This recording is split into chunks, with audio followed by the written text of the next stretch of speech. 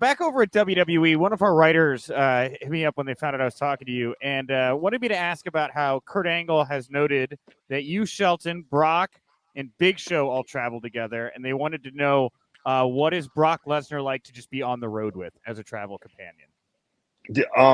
Well, man, if you love country music, then you're gonna get along great, So, and I was born, grew up in Oklahoma. I'm a country music man. I mean, I was an '80s hair band guy, and then I didn't get into the whole grunge that much, although I do like Pearl Jam. And that's when Garth Brooks took off. So I mean, I became a country music fan after that. So so Brock and I got along great, man. We would we even when we were overseas, like we'd find the country bars, and we were in there listening to country music, drinking beer, and man, that was it, man. So we both like to fish. So yeah, I mean, Brock's a great guy. He's a hell of a guy, man. And Kurt and Shelton, Big Show. I love we're traveling with Big Show, man. Great stories with him and Shelton, man. But yeah, dude, it's Brock. As long as you like country music, man, you're good to go. When you say the country music, I think about his current look right now with the flannel cut off and the blue jeans. Yeah. Is this the most authentic Brock Lesnar that we've maybe ever gotten in WWE? You think what we're getting right now? Yeah, I mean, you got to think, he grew up in South Dakota on a dairy farm, and that's not much different than what you're wearing out there.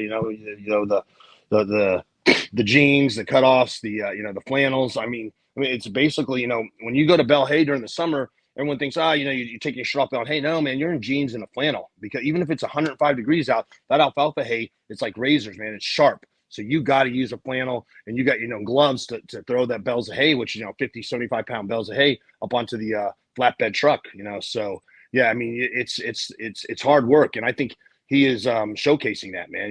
He's proud of his heritage, and he grew up on a dairy farm. So, I mean, that's what he did his whole life. So I think he's really right at home. That's basically what he wears probably when he's at home. What did you think of him finally tangoing with Lashley, man? That was a match a lot of people have been waiting for. Yeah. I think it's great. I really wish it would have been a WrestleMania match. I mean, but I think they're going. They got another direction going, and I think we'll come back to it. But I think finally you got to see two great wrestlers, two people that were really, really tough in the octagon and going at it. So it was good to see. But it's been a long term. It's been a long time coming. And coming back kind of to Shelton here, he and Brock have so much history together, right? Like even before WWE. You feel they've missed the boat not kind of doing something with that between those two while they still got some time here? Yeah, and here's people don't understand. Shelton Benjamin was the heavyweight prior to Brock at University of Minnesota. And Shelton he took third twice, two-time national champion, and two-time All-American. And he is, one of the best amateur wrestlers, heavyweights, and Minnesota produces a lot of great heavyweights.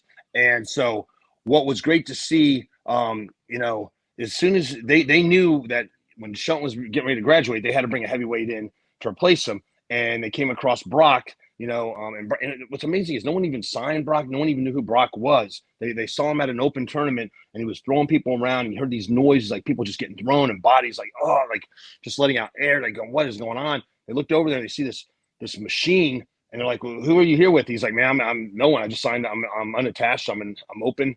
And they're like, well, they gave him a full scholarship. Like, you're coming to Minnesota, buddy, because Shelton's getting so when Shelton graduated, and it was his eligibility was up with the NCAA, he became Brock's coach. So he was in the room training Brock, Shelton's nemesis was Stephen Neal in the amateur, and Shelton, that's who Shelton always lost to, like in the semis of the national tournament. And that Stephen would go on to win the national title. And that's the one and Stephen Neal's the one that beat Brock's junior year for the national title. And he went on, Stephen Neal's, he went on to be a three-time Super Bowl winner with the New England Patriots, for an offensive line. So he was a hell of an athlete himself. But Shelton was Brock's coach, and he was there, and he helped Brock win the national title his senior year. I mean, he played a primary role in that. Man, I knew it went deep. I didn't know it went that deep. Like, there's a hell of a package put together there with these two.